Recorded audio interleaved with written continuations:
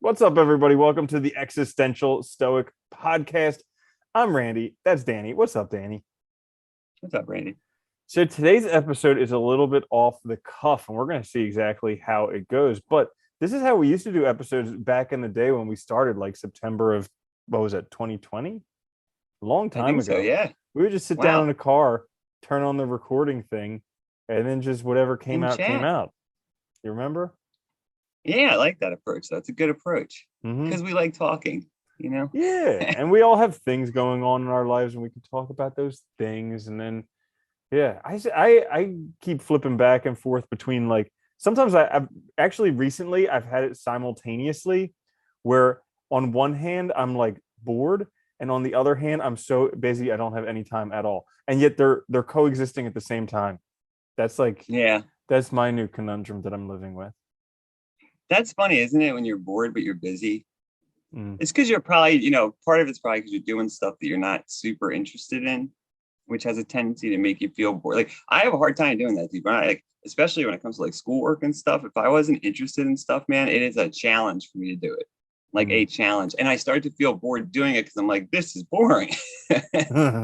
Like it's like, yeah, Yeah, it's a tough it one. is crazy how much of schoolwork is just busy work.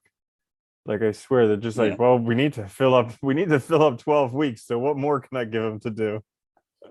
Wait, and it's funny too. It's like forcing you to like, it's trying to get people to read and stuff. So it's just like assigning all this stuff that like, you probably wouldn't do on your own. Oh, Like, here's another hilarious thing. So one of my classes, we have these quizzes every week, and they're just like participation quizzes. So you take it as many times as you need to yeah, get 10 out of 10. yeah. But the reading assignment and the quiz do not coincide at all. What? Like, it's the quiz is from different chapters than the reading assignment. And I haven't yet felt like telling him because I don't want to be like, it's 10 free points. That guy. Yeah, I don't want to. It's like 10 free points. And I'm like, whatever. But every week I laugh because I read the material and then I take the quiz and I'm like, this was not in the material at all. And yeah, so it's fun. Wait, is the quiz like ahead of where you are then or something? Or Oh, sometimes it's ahead, sometimes it's behind. I think the quiz. So like the recommended book for this class was the brand new book, clearly, so they can make you buy the new book. But yeah, I of have a course. feeling that the quiz is probably from an older book, but I don't know which one. That makes sense. Yeah, because you know what they do with new books? A lot of times they change the chapters around. Oh, they did. Yeah. So you can't like go back and use the old book, even though it's the same fucking information. I Yeah. know. It's Yeah. so crazy. Dude, the Yeah. textbook companies are a racket. Hmm. And they are expensive now. They've gotten so expensive, dude, for textbooks. It's insane. I Like know. It costs hundreds of like dollars. $50 just to rent it for a few months. Yeah. Oh, Yeah. dude, more like, dude, oh Yo, my God. but I talked to thank kids goodness in because sciences and stuff. It's like yeah, thank goodness insane. because I Yeah, don't go want to ahead. keep these books. I remember in undergrad, Yeah. I was like, oh, I'm gonna have this great collection of books I can reference for my whole life. And then I was like, God, they're all garbage. Like, who actually And cares? they're heavy. Yeah, who actually cares? I so much Now, more Bill, enjoy now books that are enjoyable to read. yeah, yeah. I agree. I was gonna say you got to build your own library, because then you build it with stuff that you actually enjoy reading and you might go back to. Mm-hmm. Not a bunch of crap that like, is just there for looks and like, I don't know. Yeah, How many absolutely. people have big libraries and they look at the books and they're like, do you ever read that? And they're like, no, No, it's just up no, there. Just no. looks nice. Yep. I thought it looked smart. Yeah, exactly.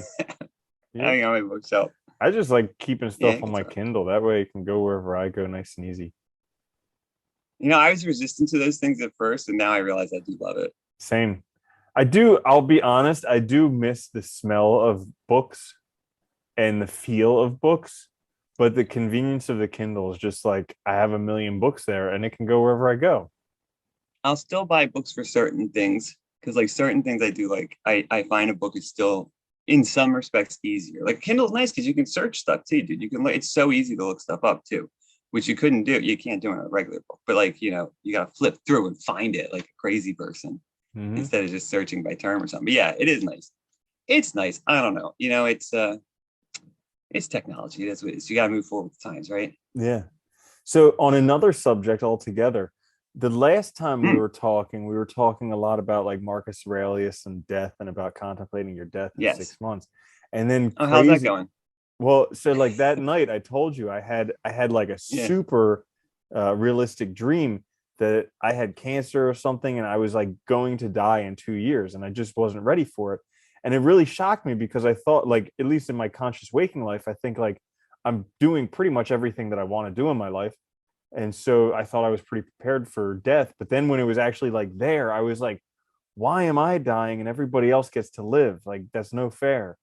And yeah, Yeah, so I that was, know. When you told me about that too, I was thinking about that because it is funny because like I feel like like is there anything wrong with not being? I mean, like even though like so I don't know, can't you accept it, know that it's going to happen, even not have regret and not necessarily want it to happen? I mean, it's like is that inconsistent? I don't know if accepting death means you have to like want it necessarily, but like be mhm. prepared for it, know it's going to happen, not fight it because you can, I guess, but like you know, Yeah. I thought, see, like, I thought in my conscious waking life, I thought it would kind of be like a weight off my shoulders, be like, well, at least now I don't have to worry about that stuff anymore. Because like nowadays I yeah, feel like, oh, I have to, have a good income so I can make some money, so I can live comfortably in the yeah, future. I need to have a career. I need to have relationships, and like all these things. I always thought that like if you know you're gonna die, you're like, well, there, all that stuff is gone. But it didn't feel like that because as soon as I felt that I was going to die in 2 years, like all of these things that I need to like get ready for, I was like, I don't have a will. And like, what about traveling to these places that I've always wanted to travel to, but I didn't travel yeah. to just because it's inconvenient? And, so like all of these things started coming up. Afraid because you still have a lot to do. That's the problem. Mm, Well, it's funny. Like, so again, I don't know. It's like I was wondering about that after we talked too, because like the this whole idea of accepting death and facing it, because like so many philosophers talk about it, the Stoics among others, and it's what do they mean by it? I guess is the question too, because like I always interpret it as like being aware that it's a reality, facing it as a reality instead of denying it, because it also motivates you to live your life in the right way, to be your best self, to recognize that you don't have infinite time. So I always took it that way. I don't know that you necessarily have to like go smiling to the grave. You know what I mean? Like, I think you can be upset about it. That's not unhealthy, but the fact that you are also dealing with it in your waking life is good because it means you're also like you're also essentially planning for it and aware of it, right? Rather than just not thinking about it. Because so many people just don't think about it or don't even, they don't even recognize it's a possibility. And then you do, you live your life and it's like you're not even really, you don't have that motivation that comes from limited time. I think mm, that's part of it, right? yeah, absolutely. Yeah. So what's been going on with you recently? I don't know, lots. Yeah. So here's something. I won't get into the whole thing because it's like whatever, but guilt tripping, right? That whole Mm-hmm. thing. And it's Mm-hmm. funny because when that happens, it's like I noticed that like somebody was trying to do that to me last week.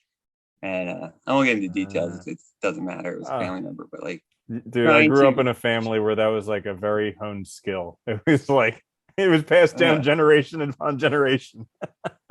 but they asked me like why I couldn't do something. I told them like they weren't theirs aren't good reasons. And I was like, I don't give a shit whether you think they're good reasons or not. And I was like, it's not the case. I don't care. It's Uh, not, like it's mm-hmm. my reason. But like it's funny because like it's this, attempt to push obligations onto you and make you feel obligated. Where Mm-hmm. maybe you are, maybe you're not. I don't know. It's interesting. Yeah, guilt is an interesting one because it's it's kind of like when people don't have a good reason for you to do something, but they think you should do it anyways, then they're like, how can I Yeah. make them feel bad about not doing it? Yeah, that stuff was something I remember. I remember in my life, I was once engaged to be married, and I it remember wasn't. that. Yeah, it wasn't something that like I was really gung ho about. It was I, I thought society I was supposed to get married, and everybody in my family was super excited that I was going to be married, and I was kind of like, I guess this is what I'm supposed It to was do. confusing. Yeah, It was. yeah, and so. So like I got more and more depressed as it got closer to the wedding, but then like after speaking with my brother and just like really understanding that it was okay to not get married, and even to, because like I was just like terrified. I thought that like I was cornered. I was like, well, I don't want to get married and I can't break this off, so there's no other options. Like, what am I supposed to So I'm do? stuck. Yeah. Yeah. And but like figuring out that it was okay not to get married, and like, so that's what I did. Like it sucked Yeah. for a while, and but like certain But I bet people, it felt better too. oh my god, Yeah. instantaneously I Yeah. felt like a huge weight off my chest. And but like certain people were very, very upset and were very interested in making me feel guilty about not getting married. And I'm like, well, like, yeah, sure. I ruined her life for a little bit now, but isn't that infinitely better than ruining her life for forever later and then getting divorced anyways? So like, yeah. Dude, that is the funny thing. It's like, in situations like that, it's like, you're forgetting what would happen if you went through with it like that. It just wouldn't have worked anyway. It would have been miserable. I mean, so it's like, yeah, it sucks now, but like it's better, isn't it, that you're facing it? I think that's the funny thing though. We imagine so often that we have limited options, and we forget to see that there are other possibilities. Like, because it's almost like we pretend like you said, like, you felt trapped between like ruining her life and this. And it's like, well, there are other options. There's still other things. You cannot do it. And it might hurt, it might suck, it might be difficult for you yourself, but you'll get through it. And it's always funny though, in those situations, you always feel better, I think. I always notice that whenever I like don't respond to it or do the thing that I should do anyway, I always feel better immediately. Mm-hmm. Even though it might still be hard to do. It's like there is that weight's lifted. Mm-hmm. Oh yeah, definitely. Yeah. I felt infinitely better afterwards. And then there's something now, like it's one of those things where we talk about this, how like getting old is probably one of the greatest gifts you could ever get, because you have like all these experiences to look back on, and good or bad, you gain stuff from them, and it gives you such perspective. Because especially over the past few years, like I can't wait from 40 to 60, because those are supposed to be the best years of your life. But like over the past few years, like it's just been getting better and better and better. I'm like, wow, this is absolutely insane. Like I feel Yeah. sorry for anybody under 35. It actually gets easier. It's weird. Yeah. Yeah. Which I never would have thought too, because it's funny because I think it feels easy when you're like 18, but it's really not. And you really don't know anything. And most of the time, what you're doing is just socially generated bullshit anyway. You're just doing actions that you think you should do because everybody else is doing it, because you don't know what else to do because that's what's been presented to you. You're not really doing like what's for you. So I think that's true. I hope most people start to be themselves at about that point, which would make sense, right? Because you're kind of over that hump of all the expectations and bullshit. And now you can start living your life. Oh yeah, yeah. So how do you deal with guilt? I mean, I usually just try and think about, one, I try not to respond to it because it annoys me anymore so much. Mm-hmm. Like, and in this instance, I didn't feel an obligation, so I thought I didn't have to feel guilty. Mm-hmm. I think that's part of it too, because it's trying to target your sense of obligation and make you feel bad for failing in some way. But I didn't feel like I was, and I think that's part of it. You have to know yourself enough, because it does hurt though. It always hurts, I mean, that's the point of it, is to try and make it hurt so that you do what the person wants you to do. Yeah, I was I was reading this book on reality transurfing, which is a really crazy concept, but it's kind of like almost the Tao, like do without doing. Huh. But it talked about situations in life where you feel guilty, and then approaching them, intentionally experiencing them, and allowing yourself to not feel guilty in those situations. Yeah. Because like part of feeling guilty is actually accepting that guilt. Like Yeah. you have Yeah. to accept it and then feel guilty. So nobody can put guilt on you. It's like what you were saying is you try not to respond to it. Yeah, because somebody can't. They can try, but they can't actually put guilt on you. You have to accept and it. it's socially learned, right? So I just stopped responding because we were doing it by text, and I was just like, it's not going to try anymore. I just stopped responding, and it seemed to work well for me, I guess.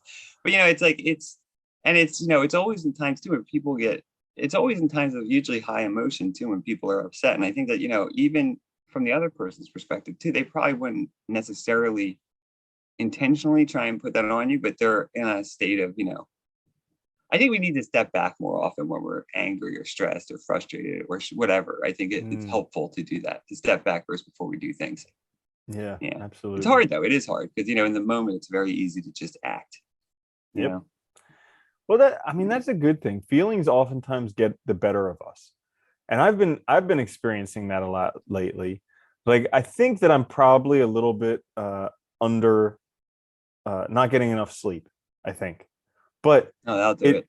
Yeah, but I definitely feel the effects of that, because I feel a little bit of chronic tiredness, but then like I try and take naps, and whenever I wake up from naps, my body just feels like not good. I just feel like this like yuck, and so, and if I'm not cognizant of it, I can let that feeling dictate my whole entire thought towards my life. Like we've talked about this previously, however you're feeling at the moment generally is like your mindset towards your life. And so I wake up from these naps and I feel ugh. And then all of a sudden, if I don't catch it, I just start going down this whole train about how my life's going to be terrible. And it's just like, and it's instant. You feel depressed so fast. I think that's part of the reason too why they say, like you have to recognize that how you respond is up to you, because you have to identify it, but then not respond right away and think it through. Because I noticed that too, man. Like it's our emotions and feelings, like they sneak up, they come out of nowhere. Sometimes it feels like, and it's easy to get caught up in the whirlwind of it, which is irrational. And sometimes, I guess it's, probably from like an evolutionary standpoint, helpful in certain cases. Like, if you're afraid, you should run away or whatever. But like normal circumstances, right? If you're tired, you shouldn't just be immediately depressed. That's insane. Mm-hmm. Yet it happens, right? It happens to me all the time too. I get like, it's like this negativity just washes over like a wave. And if you're not aware of it, you get caught up in it and it ruins like everything. It's amazing how fast it happens. I sometimes just laugh to myself at how we're all just really big children. Yeah, we are. Totally. Like we get cranky because we're tired and hungry. It's funny too, and no one knows what the fuck they're doing most of the time. I'm convinced most of us have no idea what we're doing, and most of us have just absolutely no idea. But it's funny. Yeah. I'm also reading this book called what is it? Other people are everyone's an idiot, or Surrounded by Idiots. That's what it is. Okay. It's this book about like categorizing people into 4 different types based on a color. It's pretty interesting, but like basically this book posits there are 4 distinct types, and pretty much everyone thinks that everyone who's not their type is just a complete idiot, which makes a lot of sense when you think about it, like looking at the world. Makes a lot of sense. That's what everybody thinks. If you don't agree with them, or if you're this, you're an idiot, right? Mm-hmm. You're not seeing it clearly like they are, right. Which is also funny, because I think that's what we forget so often. Like, it's all a construct, and we pretend like the way we interpret it is somehow correct and everybody else is wrong. But how would that possibly be the case? It just doesn't make any sense. Yeah. It's funny. But I think it's liberating in a sense though, because it takes the pressure off. It really does. Here's another thought that I was thinking about. I just think it funny that we don't look at like Chuck Norris or Lou Ferrigno with the same esteem that we all look at Elon Musk. And so here's the reason that I say that. Because nowadays, having money is equated with like being able to provide for your family. And so everybody thinks that's very good. Like girls are attracted to that. Guys want to emulate that to pick up girls. And so that's like the gold standard money, because we can count it very easily and because certain people have it. But like go back a few hundred years, and sure, like money was there too, but also very important things were for protecting your family, were being good at some type of fighting, like Chuck Norris, or being really strong, like Lou Ferrigno. And so, like, I just find it funny how people are like, they think Elon Musk is a god, and yet, Chuck Norris is like a B-list movie star or something like that, then same with Lou Ferrigno. I also think Elon Musk made Tesla and he didn't. He He licensed the bought it. technology. Yeah. I mean, yeah. And it's funny because like I don't think Elon Musk is that great, but I mean, he's did well for himself, I guess. I think people too they tend to idolize people that are really good at one thing or that really like And they forget that they maximize suck one at thing. everything else. Yes. And unfortunately, I think wealth is like one of the easiest things to measure, from an outside perspective. It's, yes, he has a shitload of money. We all know that. Like, I mean, it's like it's not a debate. You could debate whether somebody could beat up Chuck Norris, I guess, or not. But, it's like, so I think that is part of it. And, they get so much more attention nowadays, too, than they ever did before. Like, I don't remember people, like, before the internet, people didn't talk about the ultra wealthy that way, I don't think, or follow them around. And here's the crazy thing is that, like, the car that he can drive, really not that much better than the car that you could drive. The food that he eats doesn't taste much better than the food that you eat. Like, there's actually this really ultra wealthy person we've talked about previously. I forget his name, but anyways, he's making like $100 million a year. Plus, well, now he's probably making a lot more than that. But he said that, despite what people think, he's eaten at all the fancy restaurants. He's driven all the like really ultra luxury cars. And he's like, despite all of that, Cheesecake Factory is still the best food you can find anywhere. And a Chevy Suburban is still the best car you can buy. And like, it's nice and big, Yeah, this is a guy who's got billions of dollars. And he's like, that's basically it. And yet everybody still thinks you got to have the billions. They've done studies that have shown, like, take a car, for instance, right? If you have a car that's, I mean, trucks are expensive now. So save a car that's like 60 or 70 grand. Making a car that's 200,000, that the level of better you get for that 130,000 isn't that much. Like, it exponentially decreases with more price, You might get more rare stuff and whatever, but who cares? I mean, at the end of the day, like, it's still going to be a car. I mean, you can't do much else to it to make it so. And if you made it that different, it wouldn't be practical anyway, because it wouldn't work in our infrastructure. So it's like, there's like, if you make it on some exotic fuel, it's like not helpful at all. So I think that, it is. It's interesting. Like, you can get a bigger house, but at a certain point, like, I mean, do you need all those rooms? Or I think probably the nicest, at least in my head, the thing I imagine that's probably nicest that they do have is they don't have to do a lot of the crap everyday stuff that I have to do, like my laundry and cleaning, because you can afford to pay people to do that. But other than that, Yeah, true. But I did find that they do tend to work harder than most people. I've met a lot of like very wealthy people, and they're all workaholics. Like half of them have a problem where they just can't stop. Like, I know some dudes who literally, like, they can't physically sleep more than 3 or 4 hours in a night. So they just keep on working and working and working and working, because otherwise they'd be so bored. They'd be bored to tears. They don't know what to do with themselves. Yeah. Well, that's, they say that too. That's like, because a lot of these people you're talking about started businesses and stuff. And it's like a trait that a lot of people have that start them. It's like, because you need that at the beginning, when you start something from scratch, generally speaking, you're probably broke. You're probably doing the job of like 40 people because it's just starting out. So it's like you're just working all the time, and it's hard to turn that off, I guess, once you get going, which makes sense too, and maybe that's part of it. Maybe it's like, and again, I think that's why people need to think about what they really value and what they really want before they go around idolizing these people, because I think a lot of times it's not a life we would want. Yeah. And then also, I think there's a case for never giving up. So I was just listening to some motivational stuff while walking around the park today. And there was this one. Yeah, exactly. Like, never give up. There was this one thing where they were saying, you've either got the choice to give up or to keep going. And it's just like, if you really want it, you just never give up. You just keep on going. And that's such, I think that's the message. It's the message in every anime, right? Keep moving forward. Literally. Yeah. You have to, like, because there's no reason to quit. And like, here's the cool thing is that even if you did quit, you can still pick it up now. Yeah. Like, I think that's the coolest thing, is that like, even like the biggest mistakes you could have made, you could have quit, you could have ruined everything. well, guess what? You can start over again now. Yeah. Yeah. And time keeps moving. So you kind of have to keep going, right? There's no reason to stop. But you're right that you can always start again. I think that's the nice thing about life. That's what's great about age too. You realize that you can always just start over. You can always do something different. You can always keep going.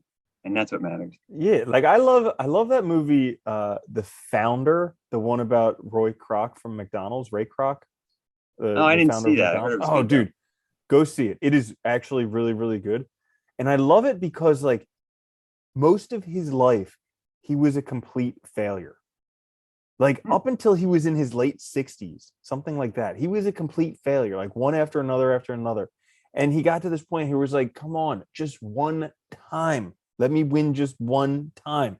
And look at what he did, Yeah. you know? And you hear about other instances of that, like Colonel Sanders of KFC. He was super old when it happened. Right now, I'm reading this biography of Abe Lincoln. He failed time and time and time again. And there's also that famous Michael Jordan commercial where he's missed like a billion final shots and Yeah. like let down Yeah. his team time after time after time. And it's because of this that he wins. But it's just like that idea that all you need is one home run and you just got to keep Yeah. on trying, like keep going up to bat. You never know when it's going to come, but just keep going up to bat. And if you keep going up, you'll keep learning more and gaining more each time. And eventually you'll probably hit it. That's true, you know? I mean, eventually you'll probably get something right. And I think that's all that matters. That's just nice. You only need one. You're right. Mhm. You do. You only need one. Mm-hmm. Cool. So anything else going on in your life? That's good for now. We'll Yeah. pick up again later. Yeah. Yeah. Okay. Cool. Pretty Yeah. good otherwise, though. Yeah. For me, it's been going well. Just busy. And here's another thing that I wanted to look it up, but I didn't really look it up yet. So maybe we could just talk about it. How to Okay. actually enjoy boredom. Because I heard, and we spoke about this a long time ago, but I heard that like Olympic athletes and a lot of like star athletes, the reason that they're so good is because they're okay dealing with boredom. Like they're okay continuing to do the same thing even though they're bored. And so that was Well, you something that have to be right to do it, or you can't do that kind of like. I mean, if you're going to train every day for 8 hours, you have to be okay with it, or you go insane. Yeah. so that's something that I've been personally like trying to figure out how to become okay with boredom. Try to abstract from it, you know, like, okay, so say I'm gonna just use an example. Say you're doing schoolwork. I'm imagining that's what you're bored with. At least personally, that's what I'm thinking. So if that's the case, just try to abstract from it and just think of it like, okay, yes, if I have to read 60 pages, I just have to read these because like I know what I want. The goal is this is part of the goal. I just got to do it. And I may enjoy it, I may not, but just get it. It's more about just getting it done. You know what I mean? Like not having that feeling of, because really when you're getting lost in boredom, you're letting your feelings right dictate more than your rational side. Yeah. And it's probably because you don't want to do it. That's probably what it is. It's probably you just don't want to do it. So you're trying to make excuses. Because I want the long-term thing, but the short term I don't want. Dude, it's always the case. Yeah. So just try and abstract and look at the short term as just the necessary part of it, you know? Take it an hour at a time or a day at a time, you know, or just say, I'm going to do this for 2 hours and then I'm going to do something else for half an hour. Give yourself a break. That's a good one. Yeah. I like that. Thank you. But just look at it what it is. It's just a task. It's not bad, you know, make yourself a cup of tea or something, sit down and just do it, you know? I think sometimes that's a good approach. Absolutely. Yeah. Cool. So I think that's it for me. Yeah. So we talked about a lot of stuff today. We talked about death. We talked about boredom. Ferrigno. We talked about greed. We talked about Lou Ferrigno and Chuck Norris. Yeah. Quite an episode. So yeah, thank you so much all for joining us for this freestyle episode of the Existential Stoic Podcast. You can check us out on all the podcasting services, also on YouTube as well if you want to see our pretty faces. I'm Randy. That's Danny. I'll see you later, Danny. Later, Randy.